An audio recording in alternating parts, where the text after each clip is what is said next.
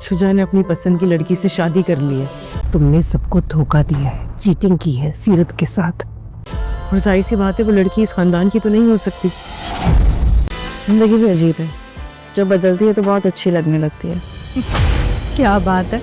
वैसे तुम्हारी जिंदगी में थ्रिल तो हमेशा से रहा है। अनवर्जी ड्रामा बहुत अच्छा हो गया है। शुजा को इस बात का रियलाइज़ हो गया है कि उसने बहुत ही गलत किया है। सीरत एक अच्छी लड़की थी और उसे इस तरह नहीं करना चाहिए था। उसने मंशा से शादी करके ये साबित किया कि सीरत उसके लिए कोई मानी नहीं रखती। सीरत को इसी बात का दुख है कि कम से कम हम दोनों के दरमियान एक ट्रस्ट का रिलेशन तो था।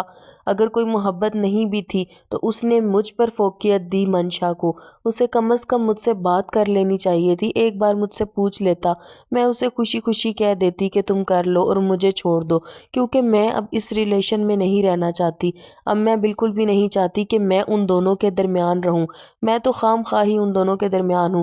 वो अपनी मदर को सारी बात बता देती है, क्योंकि उसकी मदर ये बात सुन लेती है और उसकी मदर फ़ौरन ही क्लिनिक जाती है जहां पर शुजा से वो सारी बात करती हैं और शुजा से वो कहती हैं कि तुम डिज़र्व ही नहीं करते थे सीरत को, अब ये रिश्ता ज़रूर ख़त्म होगा।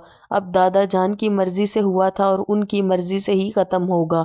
तो ये बात मंशा बहुत ही खुश होती है सुन के, और मंशा अपनी दोस्त फरवा के पास आई होती है और उसके साथ बैठी होती है। और यहाँ पर हादी और ज़ारा भी एक दूसरे से बातें कर रहे होते हैं कि हम फ्रेंड्स तो रह सकते हैं ना, और कुछ नहीं। तो मंशा अपनी दोस्त फरवा के पास आई होती है जिसकी शादी पर पहली दफ़ा वो शुजा से मिली थी, और होटल में ही कोई मसला होता है और वहाँ से मंशा भागती है और वहीं पर गिर जाती है, उसे चोट लग जाती है। तो फरवा ये बात फ़ोन करके शुजा को बताती है।